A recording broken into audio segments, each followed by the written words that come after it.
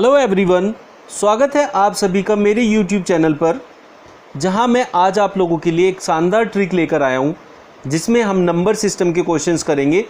जहां बच्चे बहुत उलझ के खड़े हो जाते हैं, उनको समझ में नहीं आता है कि आगे क्वेश्चंस को कैसे किया जाए।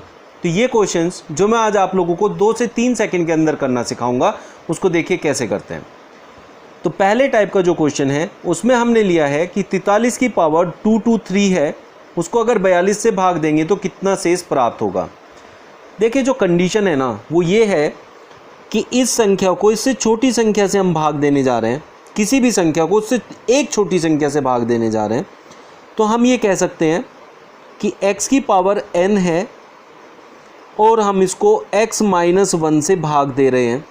जब भी हम किसी संख्या को उससे एक कम संख्या से भाग देते हैं तो हमेशा एक शेषफल प्राप्त होता है। तो आपका आंसर होगा 1। इस तरीके से अगर ऐसा कोई क्वेश्चन आता है तो उसका आंसर हमेशा 1 होगा। आप लोगों को इसके लिए कुछ भी करने की ज़रूरत नहीं है। लेकिन इससे जुड़े हुए कुछ क्वेश्चंस होते हैं जिसमें हम इनको यूज़ करते हैं। तो वो क्वेश्चंस कैसे होते हैं देख लेते हैं, जो आपके एसएससी के एग्ज़ाम में आए हुए हैं।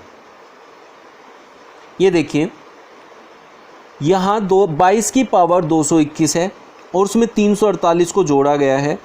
अब आपसे पूछ रहा है कि अगर मैं इसको 21 से भाग दूंगा तो मुझे कितना शेषफल प्राप्त होगा। ऐसे क्वेश्चन को करने के लिए आप लोगों को सबसे पहले इस कंडीशन को देखना है, इसमें और इसमें क्या संबंध है। अब हमने देखा कि ये 22 जो है 21 से भाग हो रहा है एक कम से, तो मैंने बताया इस कंडीशन में हमेशा एक शेष प्राप्त होगा। पिछले वाले क्वेश्चन में मैंने आपको सिखाया, क्योंकि यहाँ x की पावर n है और हम इसको x - 1 से डिवाइड करने जा रहे हैं। तो x - 1 से अगर डिवाइड करेंगे तो हमेशा शेष जो होगा वो 1 प्राप्त होगा। अब यहाँ से एक शेषफल प्राप्त हुआ, लेकिन ये 1 अगर मैं 348 में जोड़ दूंगा तो मेरे पास अभी भी 349 बचेगा लास्ट में। तो अब 349 को हम 21 से नॉर्मली भाग करेंगे और देखेंगे कि कितना शेष आएगा। यहाँ तक अगर क्वेश्चन होता प्लस से आगे का इधर का क्वेश्चन होता तो हमारा आंसर सिर्फ 1 होता। लेकिन क्वेश्चन ऐसा आता है कि कुछ उसमें जुड़ा रहता है या माइनस हुआ रहता है। तो अब हमने ये देखा कि अब हम इसे 21 से अगर भाग करने जाएंगे तो 21 एकम 21, यहाँ 13 बच गया, 9 लिया तो 21 के 126, तो हमारे पास 13 शेष बचा। तो इस पूरे क्वेश्चन के अंदर इस पूरी संख्या को जब हम 21 से भाग करेंगे तो हमें 13 शेषफल प्राप्त होगा। अब हम देखते हैं कि अगर ये छोटी संख्या के बजाय बड़ी संख्या से डिवाइड हो जाए तब हम क्या करते हैं। उससे पहले ये वाला टाइप देखते हैं जिसमें हमारे पास 2 संख्याएं हैं और इनमें जो भी वैल्यूज़ दी हैं उनकी पावर सेम है। यहाँ भी 23 है, यहाँ भी 23 है। तो जब इस कंडीशन में कोई क्वेश्चन होता है, सपोज कीजिए इसको हम ऐसे लिख सकते हैं x की पावर n प्लस a की पावर n। मतलब ये कोई संख्या है और ये कोई संख्या है, ये अलग अलग संख्या है लेकिन उनकी पावर सेम है। जब आपके पास नीचे दी गई संख्याएं अलग अलग होती हैं लेकिन उनकी घात बराबर होती हैं, सेम होती हैं, तब उस कंडीशन में आपसे पूछा है वो पूर्णतः किससे विभाजित होगी, तो वो हमेशा अपने जोड़ से विभाजित होगी। किसके जोड़ से? नीचे वाली संख्याओं के जोड़ से। तो x + a से ये पूर्णतः विभाजित हो जाएंगी। तो अगर हम कहें 25 की पावर 23 प्लस 3 की पावर 23 पूर्णतः किससे विभाजित होगा ही होगा। देखिए ऐसा नहीं होता कि एक ही संख्या से ये संख्या डिवाइड होगी, ये बहुत सारी संख्याओं से डिवाइड होगी, लेकिन हर किसी से भी नहीं होगी। तो इसलिए हमें इस तरह के क्वेश्चन का आंसर वो देना होता है जिससे ये डिवाइड होगी ही होगी हर कीमत पर। और वो इस तरीके से आता है कि इन दोनों को आप ऐड कर दें तो 25 और 3 होता है 28। तो ये संख्या 28 से पूर्णतः विभक्त होगी ही होगी। अब हमारे पास अगर यहाँ इनके जोड़ के बजाय अगर अंतर होता तब हम देखते हैं क्या होता। जैसे नेक्स्ट क्वेश्चन में अब हमसे पूछा 20 की पावर 21 प्लस 3 की पावर 21, तो ये भी x की पावर n प्लस a की पावर n वाली फॉर्म हो गई। अभी मैंने आपको बताया कि अगर x + a से इनको डिवाइड करेंगे तो पूर्णतः डिवाइड हो जाएगा। लेकिन उसने पूछा है कि पूर्णतः विभाजित नहीं होगा। तो अगर आप इसे x माइनस ए से डिवाइड करने जाएंगे तो ये कभी भी पूर्णतः विभाजित नहीं होगा, ये आपको हमेशा याद रखना है। तो इससे पूर्णतः विभाजित नहीं होने वाली कंडीशन पूरी नहीं होगी, जबकि इससे पूर्णतः विभाजित नहीं होने वाली कंडीशन पूरी हो जाएगी। तो ये क्या है, यहाँ x की जगह हमने 20 लिखा है और a की जगह 3 लिखा है, दोनों की पावर सेम है। तो आपका जो ये क्वेश्चन है 20 माइनस 3 बराबर 17। तो 17 एक ऐसा नंबर है जो आपको ऑप्शन में दिया होगा जिससे ये कभी भी भाग नहीं होगा, कभी भी विभाजित नहीं होने जा रहा है। तो इस तरह के क्वेश्चन को आप उनके अंतर से डिवाइड कभी नहीं कर सकते, जबकि उनके योग से पूर्णतः डिवाइड कर सकते हैं। तो इस तरह के क्वेश्चन का हमेशा यही आपको आंसर देना है और आंसर देते ही आपका आंसर आ जाएगा विदिन 3 सेकेंड।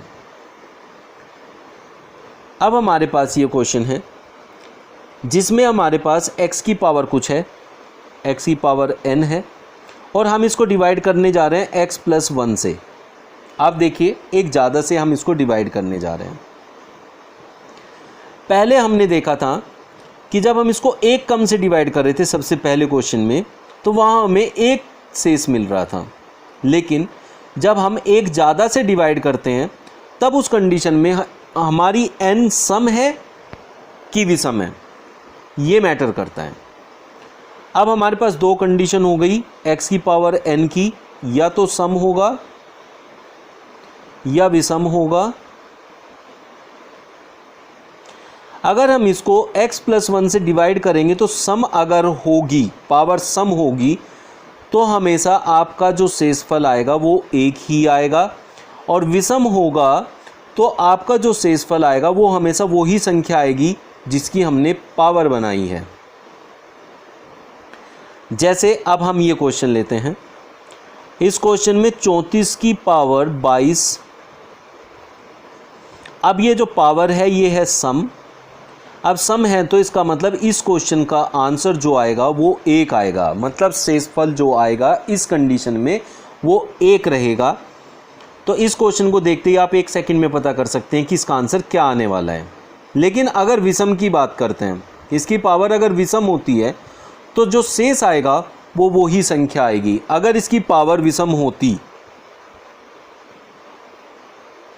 पावर अगर विषम होती है तब x आपका आंसर आता है, जो मतलब संख्या आपको दी है।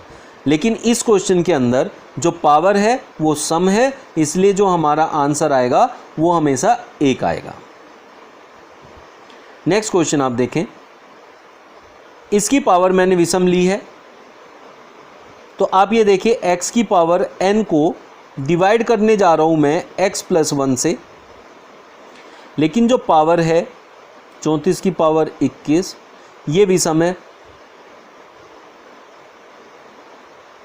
जब हमारी x की पावर विषम होती है उस कंडीशन में हमेशा आपको याद रखना है कि जो शेष आएगा वो वही संख्या आएगी जिसकी हमने पावर रखी है।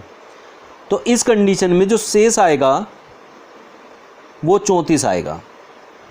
इस तरीके से हम इन क्वेश्चंस को करते हैं और 2 से 3 सेकंड में इनके आंसर्स को ले आते हैं।